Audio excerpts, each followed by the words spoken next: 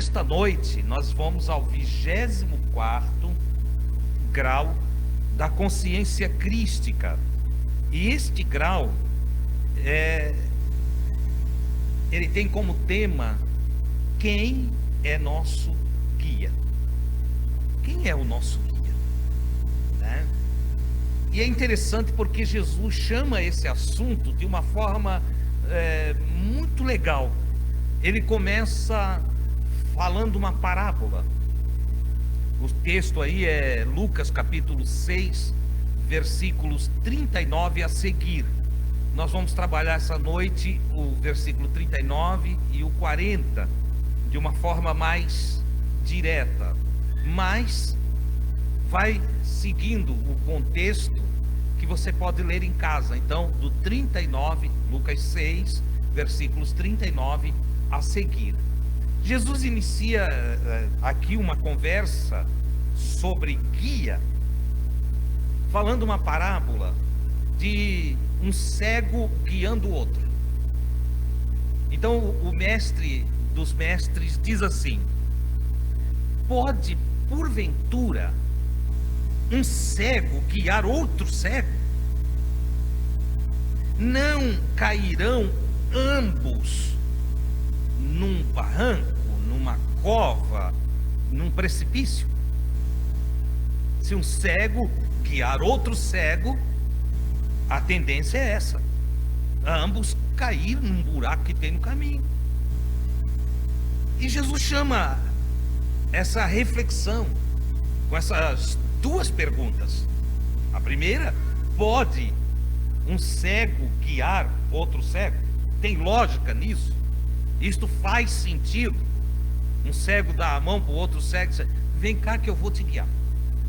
O sujeito que não enxerga, o sujeito que não tem visão, ele pode se oferecer para ser guia de outro que também não tem visão, não enxerga, que vive na escuridão? É uma pergunta que Jesus está fazendo, né? Eu, Adilson, respondo: olha, não deve, não pode. E ainda que ele tenha a liberdade de se oferecer, se eu fosse outro cego, eu não seguiria. Eu não queria ser guiado por outro cego. Se eu participasse de cegueira, tivesse uma deficiência visual, aqui eu estou falando no âmbito físico primário, tá? E se eu fosse alguém que tivesse uma deficiência visual e chegasse outro que também não enxerga e se oferecesse para mim, eu digo: sai fora, nego, não quero, não estou afim, entendeu? Eu preciso de alguém que tenha luz, eu preciso de alguém que tenha visão. E agora, se eu pego isso aqui como uma experiência mais profunda, a falta de visão da qual Jesus está falando pode ser lá na condição psíquica, no segundo estágio do homem, do ser humano. Então, a falta de entendimento, a falta de sabedoria, a falta de experiência, né? Uma cegueira que agora se faz na psique, uma cegueira que é processada na mente. Alguém que não vê as coisas, que não entende as coisas, que não enxerga as coisas, que não tem desenvolvimento intelectual, alguém que está parado no tempo e no espaço, que radicaliza a vida, alguém que não sabe, não se acostuma e não aceita evolução, alguém que estagnou no tempo e no espaço. Tudo isso aqui Jesus está tratando dentro dessa pergunta. Então vamos lá: se tem alguém radical, sem entendimento, sem sabedoria, sem condições para crescer intelectualmente, que não se dá o direito do crescimento, alguém que está sem luz, sem lucidez, sem inteligência, atua na vida pelos impulsos, pelas emoções, atua na vida de forma sem ter consciência. Você vai se deixar dirigir, se deixar ensinar, se deixar guiar por essa pessoa? eu não me deixarei, não. Eu não aceito. Eu não quero. Só faz sentido para mim alguém me auxiliar, me guiar, me orientar, me ensinar, me desenvolver inteligência. Só faz sentido para mim alguém que tenha para me dar mais do que eu tenho, ou somar com o que eu tenho. Se alguém é cego pela ganância, se alguém é cego pelos anseios de posições, né? É cego pelo status quo dele, entende? Se alguém é cego pela avareza, se alguém é cego pelo radicalismo religioso, se alguém se faz cego e tem como mestre dos seus passos a ignorância, se alguém está mergulhado em trevas interiores, eu vou querer esse alguém para meu guia? Eu não quero. Eu não quero. Alguém que me conduz por avareza, alguém que me conduz por ânsias internas de egoísmo, só pode me conduzir a uma situação como a dele próprio. Ele vai querer fazer de mim alguém como ele. Ele vai querer que eu seja daquele jeitinho dele. Ora, Jesus chama esta questão para que a gente possa entender quem nós vamos ter por guia. A palavra guia aqui, ela é sinônimo de mestre, de professor. A palavra guia aqui é sinônimo de alguém que me conduz para um patamar superior, melhor, evoluindo o meu espírito, a minha alma, evoluindo o meu ser, fazendo com que eu cresça, com que eu me desenvolva, a fim de ser alguém melhor, alguém que enxergue mais, alguém que sai das trevas para a luz. É neste aspecto, é neste sentido que a palavra guia aparece na nossa temática. Hoje tem muita gente que invoca como guia, muitas pessoas, entende? Tanto pessoas que estão aqui em carne, como pessoas que já desencarnaram. Alguns invocam por guia, vários outros. Nós temos pessoas que, meu mestre é fulano, meu guia é tal entidade, meu guia é isso, é aquilo, é aquele outro. Muitas pessoas invocam e apresentam seus guias. Mas a pergunta que Jesus faz é: teu guia enxerga? Teu guia é luz? Teu guia é sábio? Teu guia é desprovido de egoísmo? Teu guia é afastado de toda a treva? É alguém que é caminhante do caminho de luz? É alguém que está mergulhado no Pai das luzes? Teu guia é alguém comprometido com aquele que disse: eu sou a luz do mundo, quem me segue não andará em trevas. Como é que é o nosso guia? A quem nós estamos confiando os nossos passos? A quem nós estamos confiando a nossa alma? A quem confiamos até mesmo o nosso espírito? Quem alimenta a nossa consciência? Quem é aquele que nutre a nossa psique? Quem nos ensina a lidar com nós mesmos? Qual é aquele que nos faz enxergar? E aqui vem, abra um parênteses: como eu posso saber quem enxerga e quem não enxerga? Agora estou tratando da parte interior.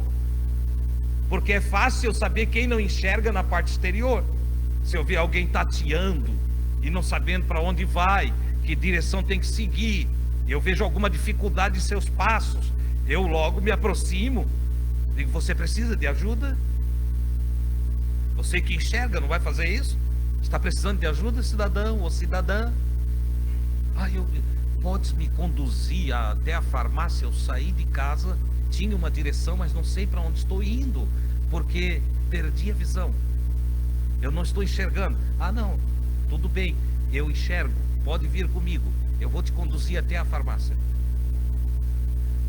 Ele vai até a farmácia. Você quer que eu o conduza até em casa? Porque eu enxergo. Não, se você enxerga, pode me conduzir até o caminho da minha casa. Até não precisa me levar na minha casa. Eu conheci um cego aqui, na rua Lauro Miller, que ele ia até o centro e voltava sozinho. Ele conhecia aquele caminho desde menino. Ele era cego de nascença, o seu João. E ele ia, desde menino, ele ia lá na pracinha da igrejinha velha e voltava sozinho.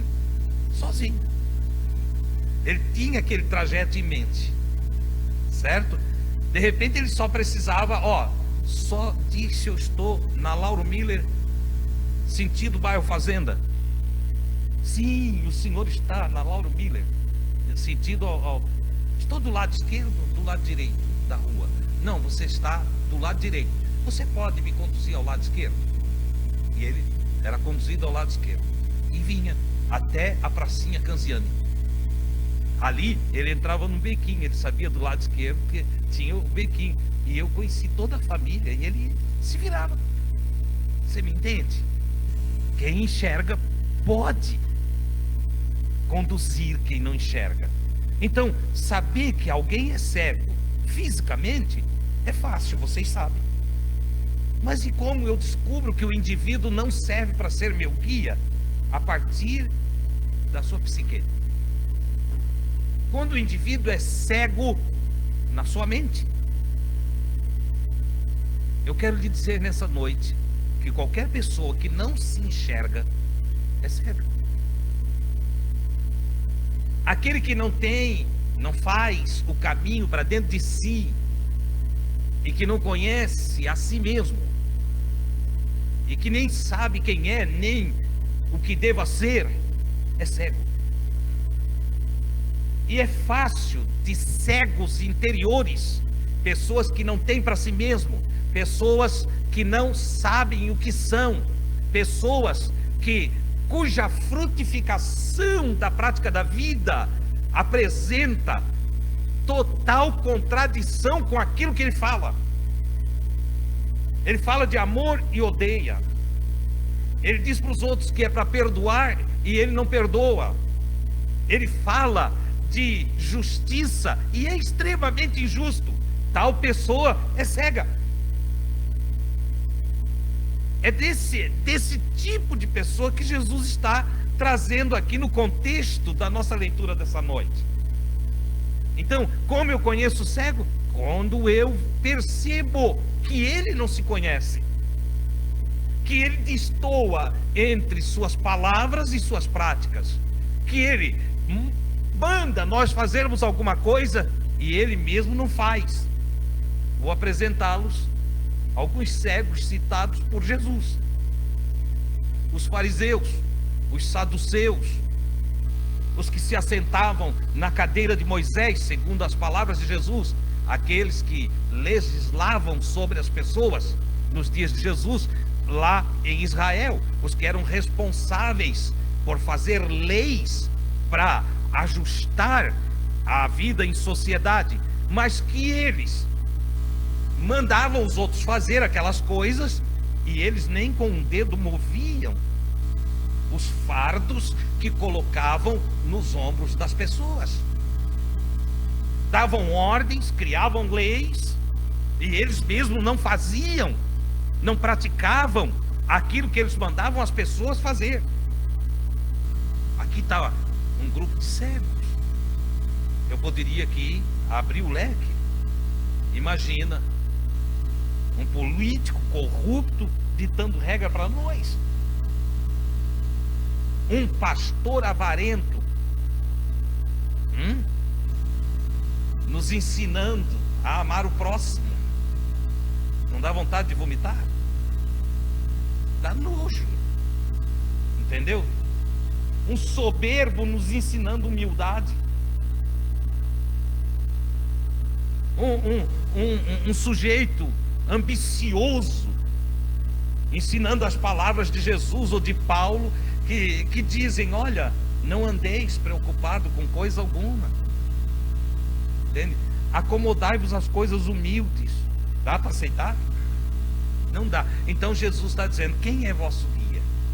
Quem é o guia de vocês? Cuidem quem vocês escolhem para ser o vosso guia, o vosso mestre, o vosso orientador. Vocês precisam entender que só serve para ser orientador de vocês se tal pessoa tem lucidez, tem luz, entende? Para levar vocês a evoluir e aprimorar a vida de vocês, amadurecendo para uma vida melhor. Se não, exclua. Às vezes até os pais não são tão lúcidos para nos orientar. Eu conheci pais radicais que maltratavam os filhos, maltratavam, espancavam, entendeu? Eu não estou falando daquela varadinha, não, eu estou falando de brutalidade, de machucar. Por que isso? Porque não tinham a visão, eram cegos, não perceberam que aquele tipo de escuridão, de ignorância, só vai provocar filhos revoltados, entendeu? Filhos que não amam. A tendência, claro que por misericórdia divina, alguns desses filhos espancados ainda cuidaram de seus pais quando já idosos e não levaram em consideração toda a maldade que os pais praticaram. Então, o que Jesus está chamando a nossa atenção é: pode, porventura, um cego guiar outro cego e ter sucesso nisso? Não. Não cairão ambos num buraco? Os dois não vão estar sofrendo? Os dois não vão ter prejuízos? Os dois não vão ter dificuldades para vencer os estágios dos passos da vida? Não vão os dois correr risco de morte conduzindo-se por esse caminho? É exatamente o que vai acontecer. Então, amados, cuidem, porque nós vivemos em uma época que todo mundo é mestre, e isso é um problemão. E é interessante que nós vivemos uma época de mestres que não se relacionam com os seus discípulos, mestres que não têm intimidade e comunhão com os seus alunos. E na maioria das vezes os alunos, porque o grande lance do ensinamento é a vivência, a convivência.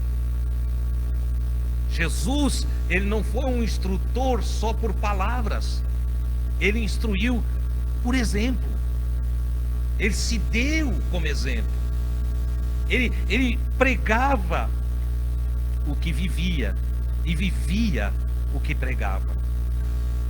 Assim foi Jesus. Hoje, como cuidado aí, né, com as redes sociais, é muito boa, é muito importante, né? Você não pode vir a uma reunião, você pega ela depois lá, isso é legal, mas isso é legal nesse dia que você não pode. Mas se isso te afasta da intimidade, te afasta da comunhão, se isso te prende distante do outro, isso é péssimo no que diz respeito à vida com Deus. Porque o exercício amoroso não se dá à distância. A prática do amor, ela só é possível próximo. Por isso a perfeição da sabedoria divina diz: ama o teu próximo. Veja que não há um mandamento para amar quem está longe. Porque o amor para quem está longe não vale nada. Entendeu? Quanto vale o amor da minha mãe, ela em Itajaí e eu em São Paulo? Quanto é que vale? Sabe o que o sábio Salomão disse? Mas vale o vizinho perto do que o irmão longe. Quem que te socorre mais? Um vizinho com quem você tem comunhão, intimidade, ou teu irmão que está longe de ti? Veja que a perfeição do mandamento está na vivência diária, ou na convivência diária. Ama o teu próximo, porque quem vai conviver comigo, esse próximo passo, é aquele que está perto de mim. Quem vai me socorrer ou pedir socorro é exatamente aquele que está próximo. Viajo, vou lá para a Inglaterra. Chego lá na Inglaterra, eu torci o pé, caí, estou ali no chão. O amor de meus irmãos, de minha mãe, de meus amigos aqui, vão me socorrer? Não. Vai ser o amor de um próximo, de alguém que passando me vê caído, e movido por compaixão, olha para mim e diz: precisa de ajuda? Ah, eu estou precisando, torci o pé, não consigo me levantar. Não, dá aqui a sua mão. Entendeu? Me levanta, ó, bota o ombro embaixo do meu braço e me ajuda a caminhar até o hospital ou um local em que eu possa ser tratado. Você está entendendo? Esse é o verdadeiro amor. Quando você ouve Jesus falando de amor, ele não está falando de romantismo, não, da beleza poética das palavras que ecoam, na maioria das vezes, ao vento. Eu te amo, eu te amo, eu te amo. Olha, não, ele está falando da prática constante do relacionamento que une pessoas, que forma famílias, que transcende a relação consanguínea, que me põe adiante, muito mais longe do que o filho da minha mãe, a filha da minha mãe. É neste sentido que Jesus assusta todo mundo quando alguém quer passar Maria na frente da multidão, e alguns acham até que ele foi deselegante, mal criado. Não foi nada, ele só estava dando uma lição de vida. Ele estava dando uma lição de vida. Ó, está aí a tua mãe e os teus irmãos, teus primos, tuas primas, estão aí, a tua família está aí.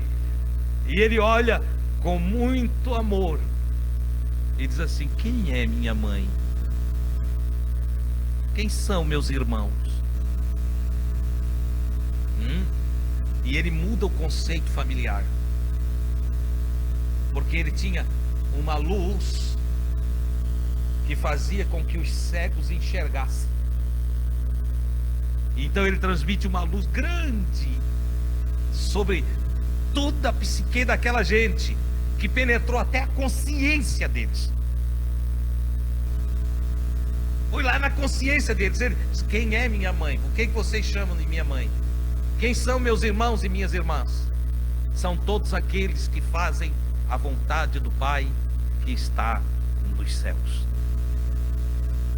O que Jesus estava dizendo? Ele estava desprezando Maria? Não.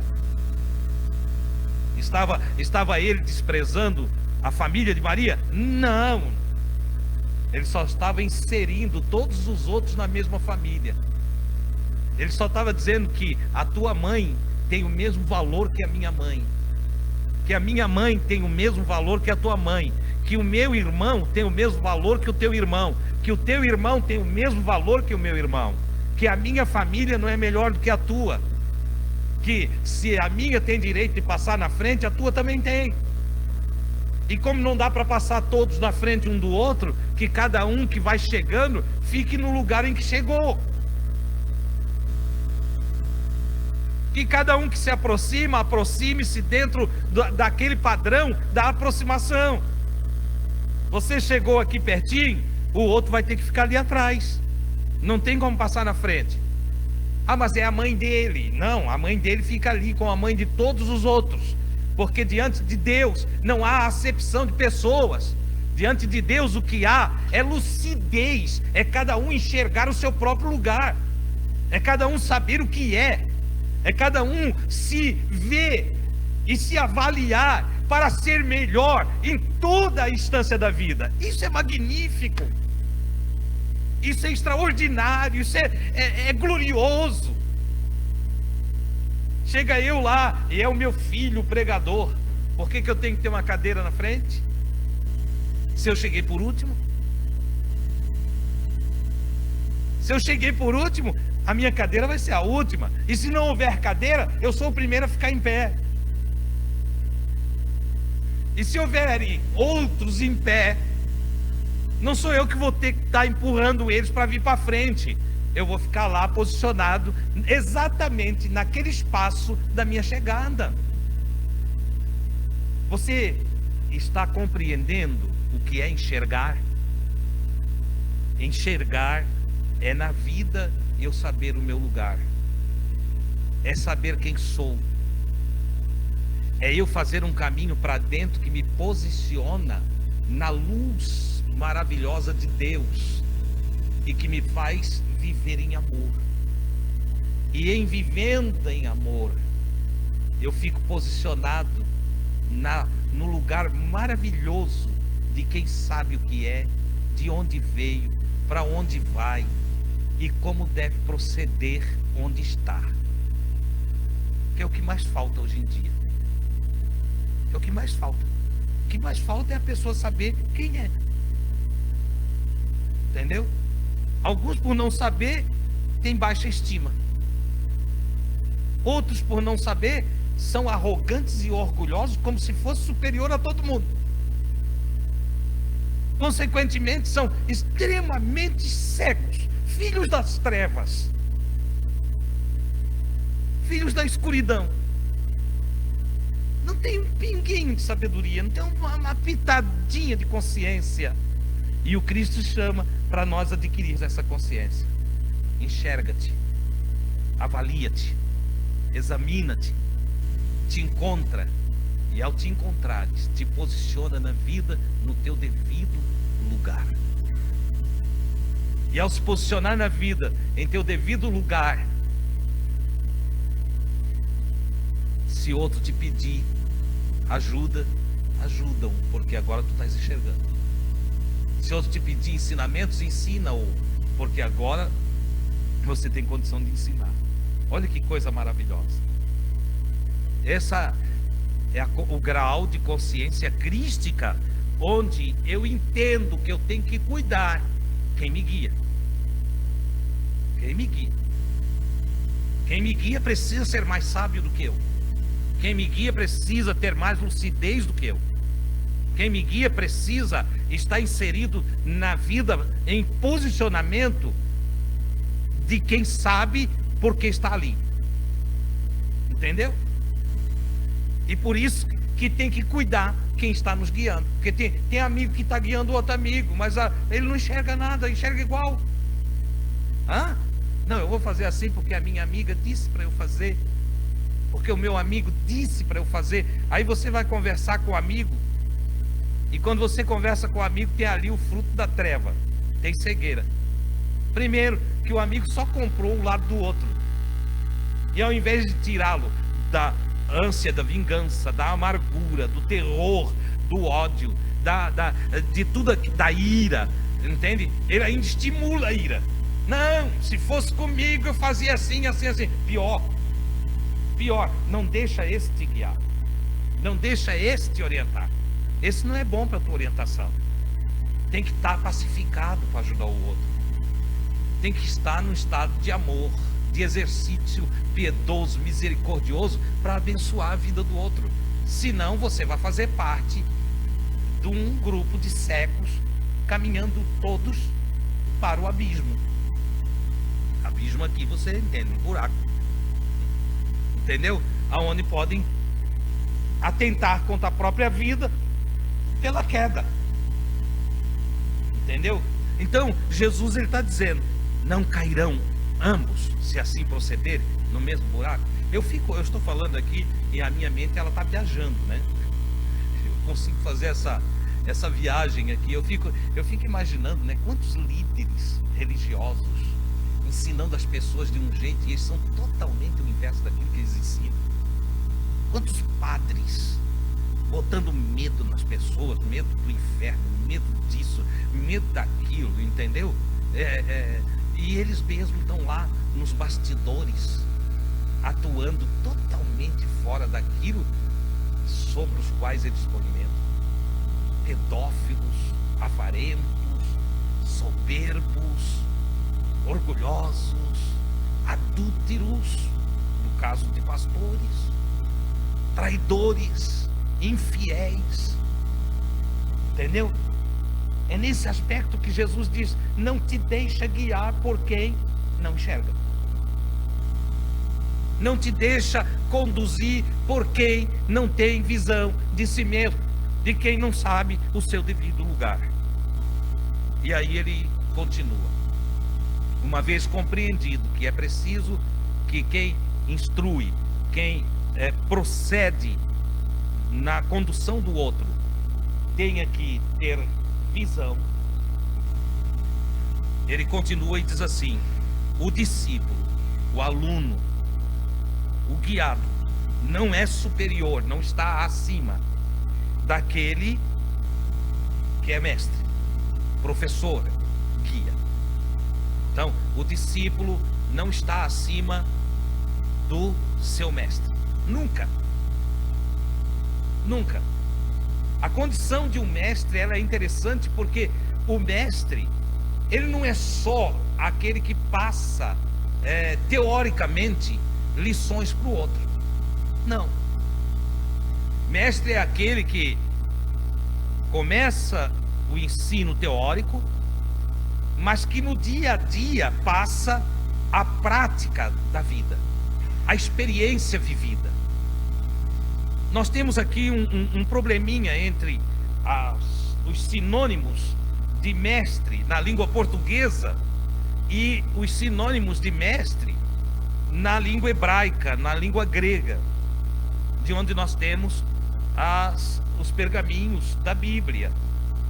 Quando eu olho para a palavra mestre, ela é mais do que professor. Por isso ela se compara à guia, porque ela é mais do que ser um professor. Na nossa visão aqui ocidental, dentro da nossa vida local, nós temos o professor como aquele que a gente vai lá na escola, ele passa a matéria, ele ensina, ele orienta no sentido teórico, e depois nós viemos para casa,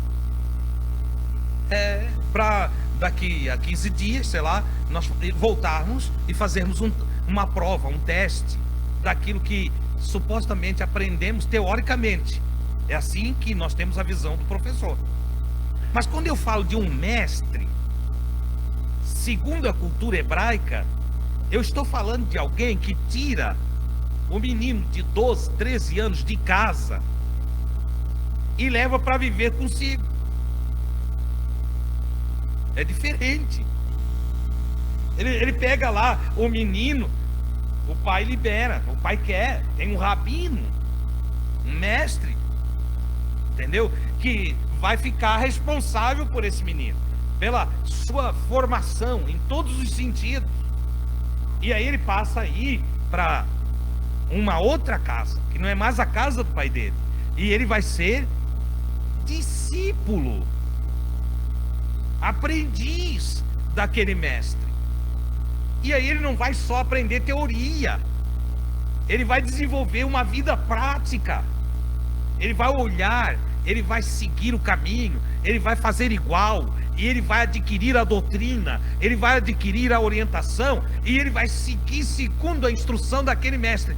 Ele é responsável por dar continuação àquela escola, por levar adiante aquela realidade que vai se fazer presente no seu aprendizado. Aprendizado este que vai trabalhar não só os seus ouvidos, como a sua percepção toda sensorial, a visão, o tato, a lógica da atividade, tudo, ele vai copiar o seu mestre. Quando Jesus quis fazer com que os seus ensinamentos inundasse a terra e chegasse até nós, o que ele fez? Ele, antes de qualquer coisa, separou uma classe de discípulos. Em torno dos 120 discípulos, ele reuniu e ele começou a instruí-los. E para ter base, ele foi separando dentre eles mais 12. Ou seja, 12 ele separou dos 120. Esses 12 estavam com ele 24 horas por dia. Olha a diferença. 24 horas por dia. Se Jesus xingou alguém, eles ouviram. Se Jesus tropeçou em alguma coisa, eles viram. Se Jesus agiu fora de algum item da lei, eles observaram. É óbvio que eu tenho maior tranquilidade de saber o que eles viram. João, o mais novo daqueles 12, ele escreveu e ele disse assim: puxa vida, ele era a palavra encarnada. Ele é o verbo que se fez carne. Por que, João, que tu falas isto? Não, porque assim, ó, tudo que ele falava, ele fazia. E tudo que fazia era o que falava. Ele fala de olhar, e o olhar dele era magnífico. Ele fala de imposição de mão, e ele impôs as mãos sobre muitos. Ele fala de ignorar a ignorância, num sentido mais resumido de todo o seu ensino, de tolerar o outro, de tolerar o sujeito mau, se o sujeito for sair uma milha, vai com ele 2. Se quiser tirar o paletó, dá a camisa também. Ele fala de desapego, que leva o indivíduo do mal a ter brasas sobre a sua cabeça e te liberar. Quer dizer, eu vi ele fazendo isso. Eu vi ele receber xingamento e não xingar. É o que o João está querendo dizer em todo esse contexto, entendeu? E aí Jesus disse: o discípulo não vai estar acima do seu mestre. Mas eu quero dizer uma coisa para vocês: todo que for, essa palavra assusta a maioria que lê a Bíblia, todo que for perfeito. Mas todo que for perfeito é uma má tradução na nossa Bíblia. A palavra grega, ela tem outros sinônimos que estariam melhor traduzidos se nós lêssemos eles. E eu separei de mais ou menos 30 sinônimos desta palavra traduzida. Eu separei os que mais condizem no tempo verbal com a frase de Jesus. Mas todo que for instruído, preparado, ajustado, aperfeiçoado, completo,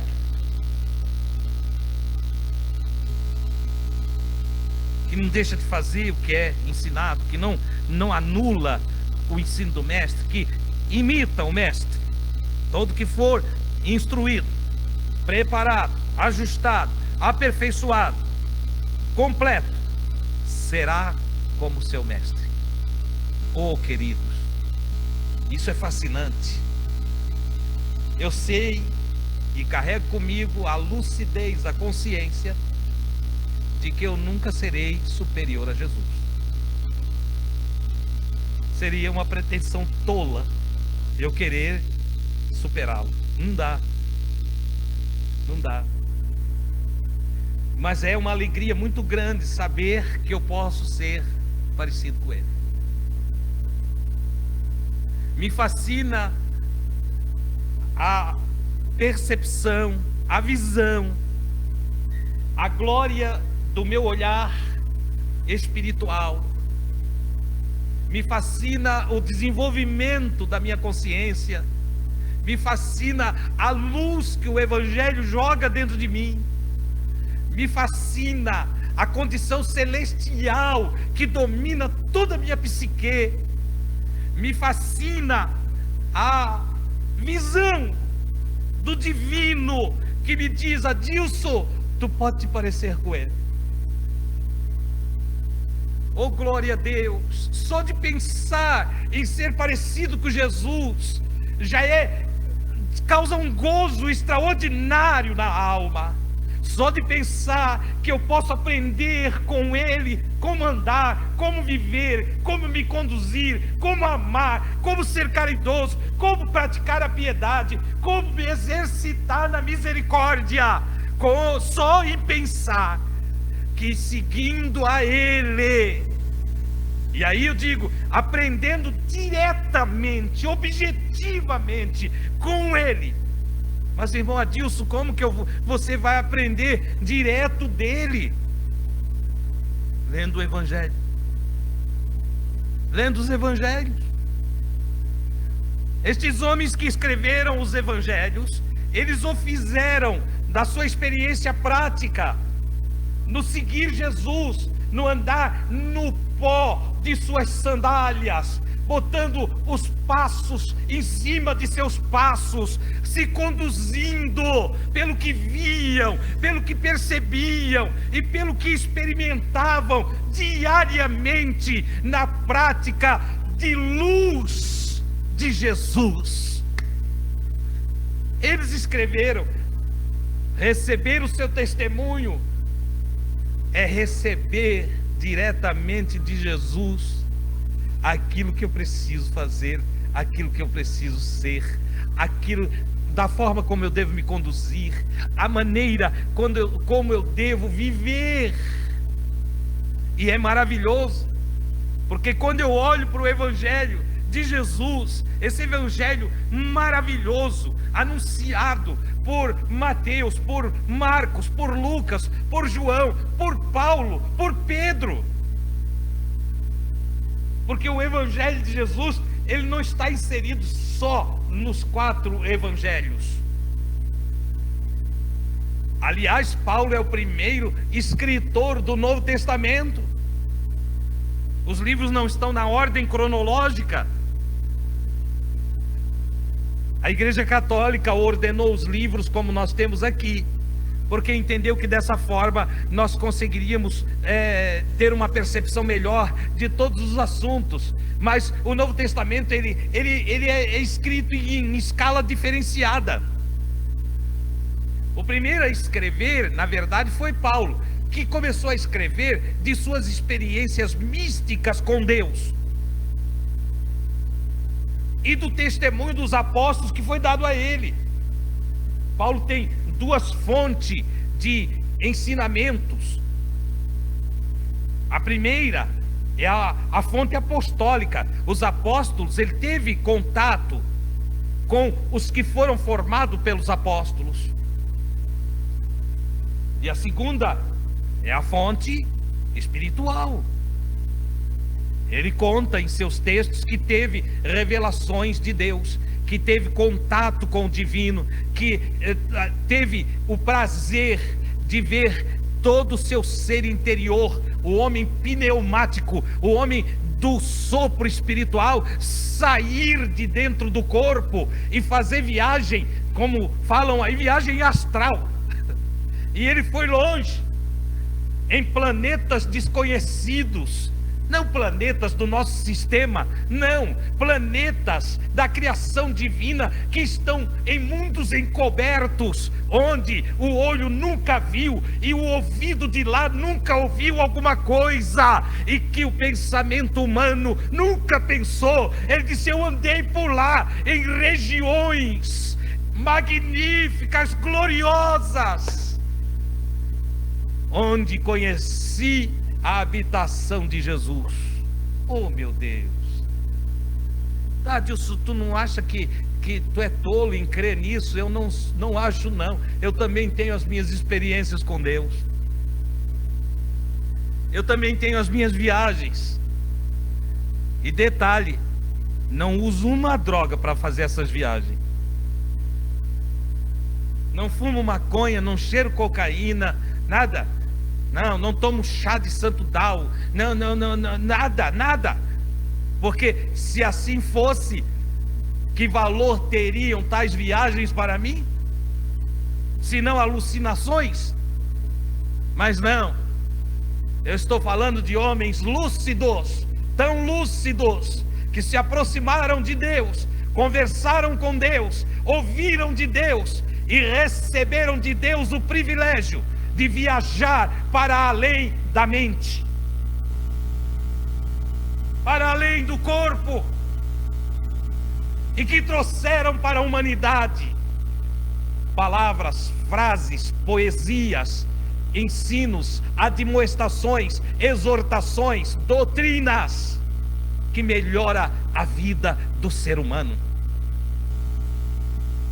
Oh, glória a Deus! Essa palavra tem valor, essa palavra é de Deus. Eu não tenho dúvida alguma desse negócio. Paulo mais tarde escreveu, quando sendo um promotor público, um homem que trabalhou junto ao Sinédrio de Israel, que perseguiu cristãos porque entendia no começo de sua carreira que os cristãos eram uma abominação, uma seita herética entre os judeus. E esse homem prendeu pessoas, conduziu pessoas para a prisão, maltratou conforme os hábitos de sua época. Este mesmo Paulo consentiu na morte de Estevão, o primeiro mártir da Bíblia, do Novo Testamento. A morte de Estevão. Ele era o responsável por estar lá olhando o apedrejamento de Estevão, e vendo se realmente morreu, para trazer aos santos sacerdotes israelitas a mensagem: está feito o serviço, está concretizado o serviço. Já morreu o homem? Já morreu. Porque eles davam a sentença, mas não iam lá tocar pedra. Era o povo que ia lá e apedrejava. E tinha que ter a promotoria pública, acompanhava. Paulo era esse cara da promotoria que acompanhou até lá, para confirmar a morte por apedrejamento de Estevão. E qual o mal de Estevão? O mal de Estevão foi ser parecido com Jesus. O mal de Estevão era enxergar no meio de um mundo de cegos. O mal de Estevão era pregar o evangelho. Esse era o mal de Estevão. Mas esse mal que ele fez para aqueles cegos religiosos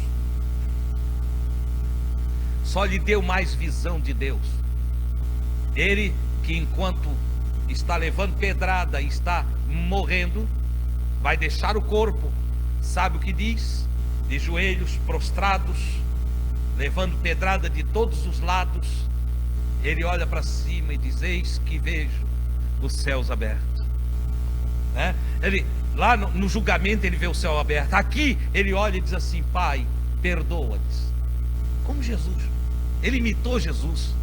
Por isso não é o discípulo superior, não está acima do seu mestre, mas todo aquele que for instruído, aperfeiçoado, que estiver maduro como discípulo, completo no seu aprendizado, será como o seu mestre.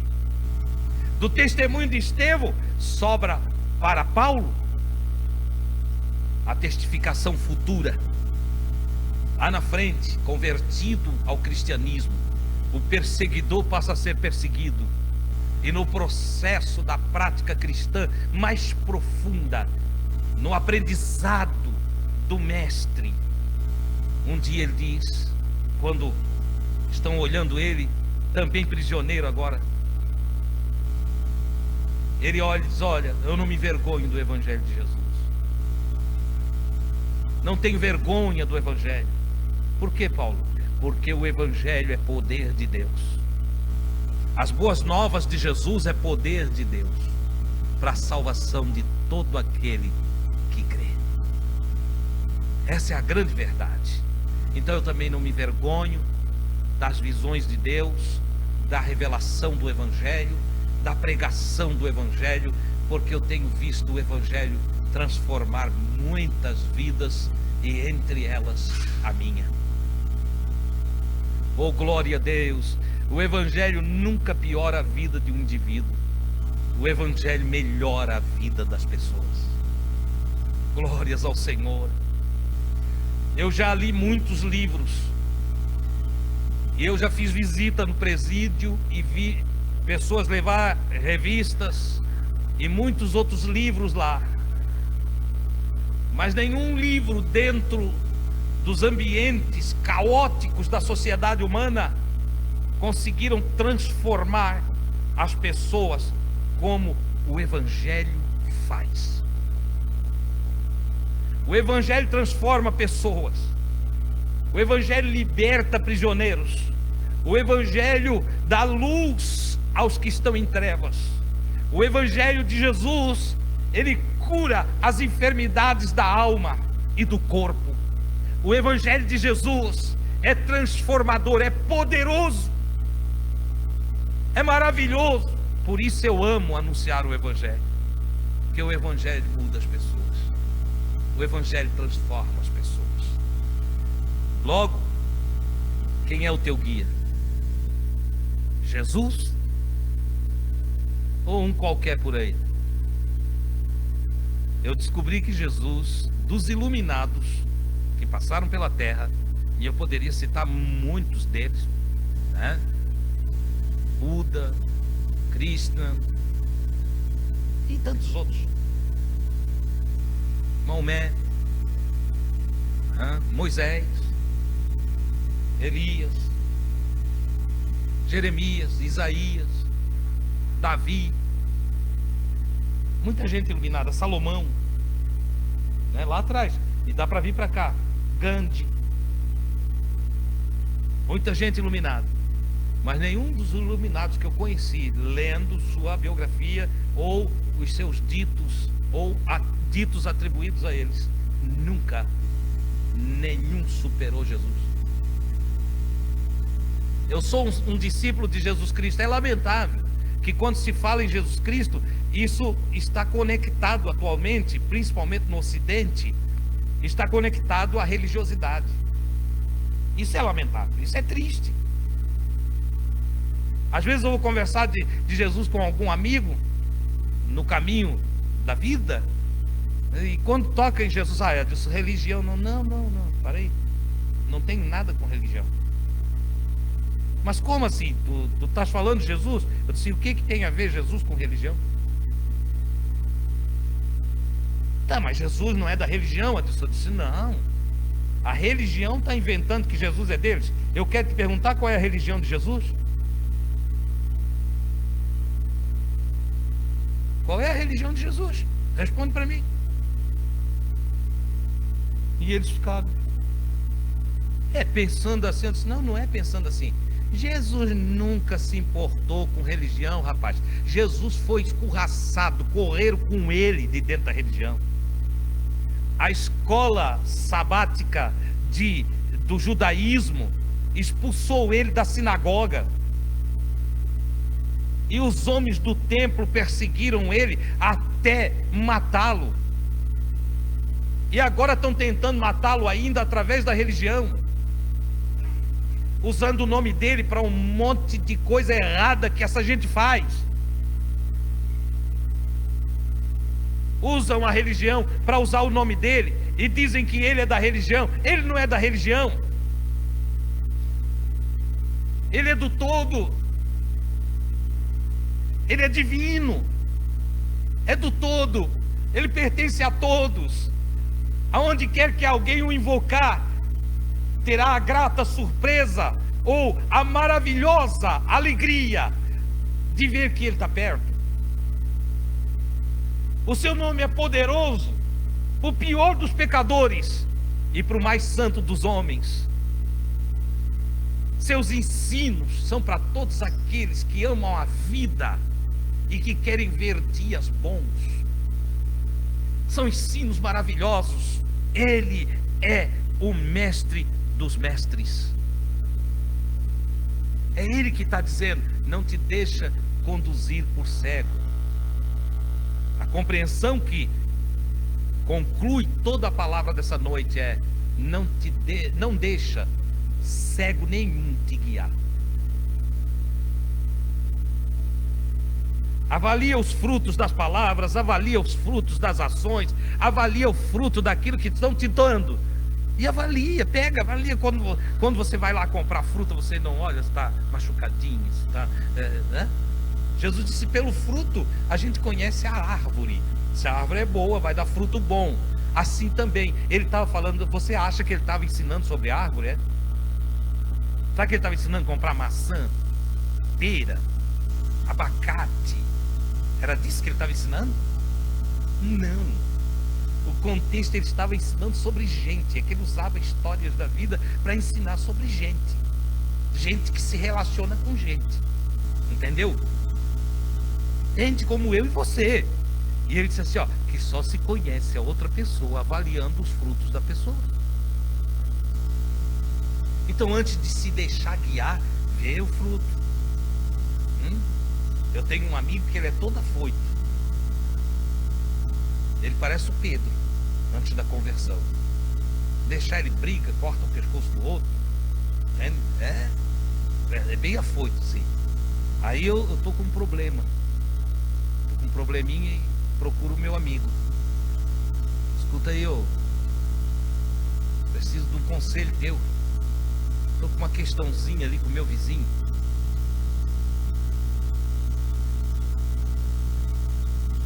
Tu acha que ele vai dizer o que para mim? Você já entendeu, né? Você já entendeu. Degola ele. Tu quer, eu te ajudo. Eu te dou ajuda. Pode deixar comigo. A parada é minha, entendeu? Eu não quero o conselho dele. Ele é cego. É meu amigo, mas é cego. Não quero o conselho dele. Entendeu? Tem mãe que o menino chega em casa e ô mãe, a professora me deu uma bronca hoje e tal. Pode deixar que eu já estou indo lá. Pode deixar. Já vou lá falar com ela. Tem umas que ainda dizem assim, ó, vou armar o maior barraco. Tem outras, eu vou rodar a baiana. Eu disse, ai meu Deus, o que é isso? Quando aqui tiver um probleminha com a professora do nosso filho, nós vamos lá pedir conselho para ela. O que ela vai dizer? Ela vai mandar aqui fazer o que ela faz. Então é nesse sentido que Jesus diz, olha, observa o fruto da pessoa. Avalia antes quem vai te guiar. Antes de chamar alguém para te dar um conselho, para te orientar na vida, para levar você a tomar uma decisão, entende? Converse com pessoas que enxergam, com pessoas que têm visão. Eu tenho um amigo que quando é negócio eu vou nele e digo para os outros amigos meus e também. Ó, vai lá, ele entende. Entendeu?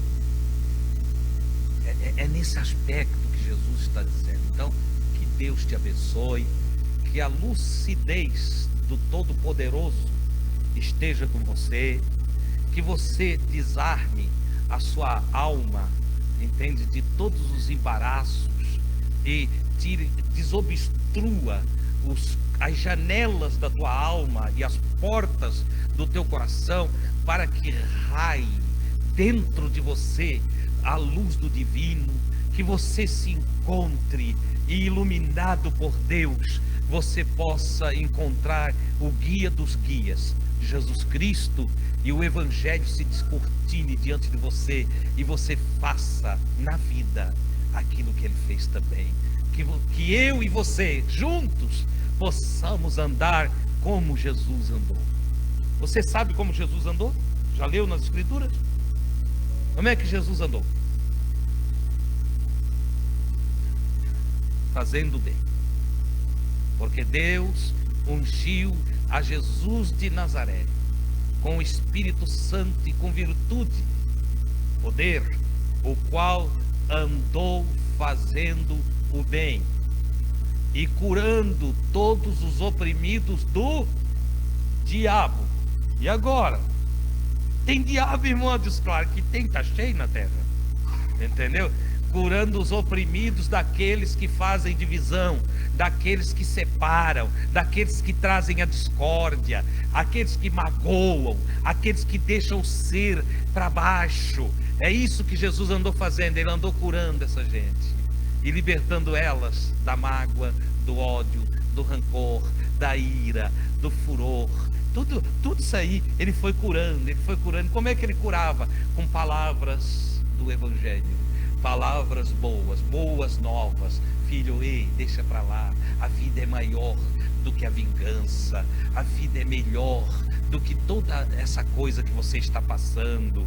Creia em Deus, seja vencedor, se erga. Essa é a palavra de Jesus. Vamos fazer isso? Amém? Vamos agradecê-lo nessa noite, vamos agradecer ao Pai Celestial. Queiram estar em pé.